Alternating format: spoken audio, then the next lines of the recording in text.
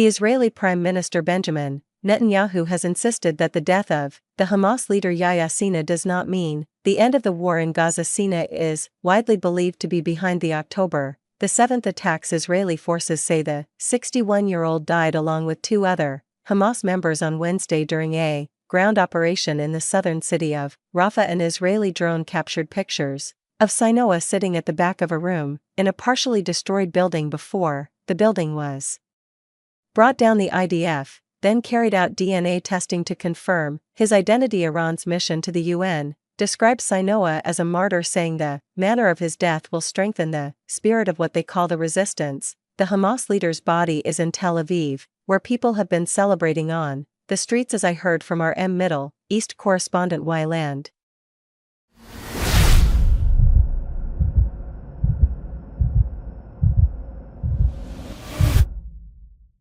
I mean, what it's going to do is really sort of strengthen Mr. Netanyahu, particularly in the polls at this point. We've seen since July really that things started to turn the corner, and we had the Israeli Prime Minister really sort of looking like he'd been vindicated and taking a more hawkish approach and not giving in to the international pressure and domestic pressure for a ceasefire and hostage release to keeping the fighting going in Gaza, because you had first of all the head of the military wing of Hamas, Mohammed Dahu, was killed in July. Then when Israel turned its attention to Hezbollah in Lebanon, the fact there had been this cross-fighting going on for the duration of the war in Gaza between Israel and Hezbollah in Lebanon as well. Still we had kind of a quick series of what were seen by Israel as being military successes, including the assassination of the longtime Hezbollah leader. Now on top of that, the main sculpt that Israel really wanted, that of Yahya Sinwar in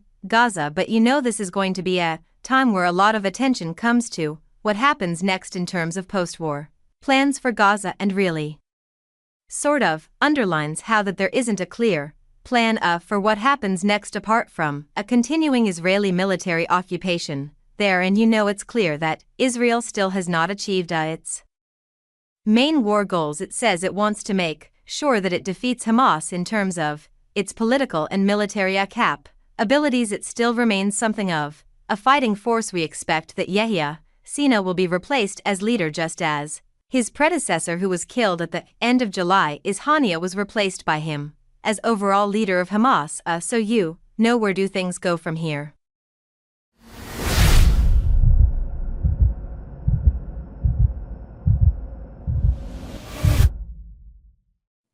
Land now in Jerusalem there well are. Security correspondent Frank Gardner says any hopes of a ceasefire are no closer after the death of Yassin.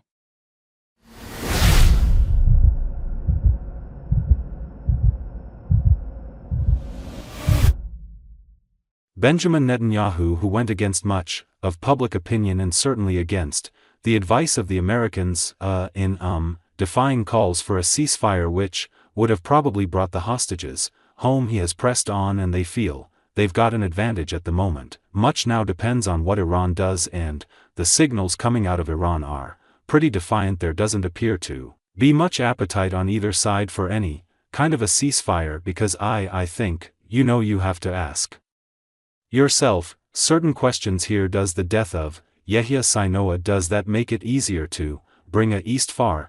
Well, if Israel feels that they haven't achieved their goals in Gaza, they haven't eliminated Hamas and brought the hostages home, then a ceasefire is going to be unlikely. Does it bring an end to the war in Gaza? Not immediately, no, which is very depressing for those people who survived a year onslaught there in Gaza, and also desperately depressing for the hostage families who are still demonstrating. There are placards up in Tel Aviv saying now, and the Sinwar making a pun out of Yahya Sinwar's name and the Sinwar, and of course let's not forget that there is a full-scale war going on between Israel and Hezbollah in southern Lebanon, not even just southern Luin, Butte and the Beqar Valley. That's not going to end either immediately, because Hezbollah is still firing rockets into Israel. There is still the Houthis in Yemen who are also firing missiles at Israel, and much depends, as I say, on what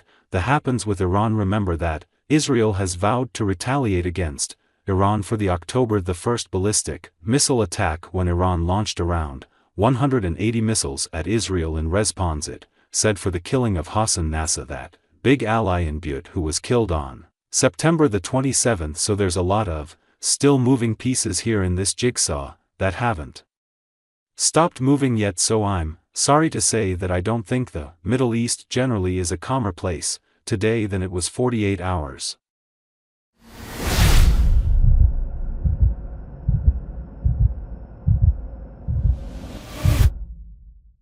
Thanks for watching this video.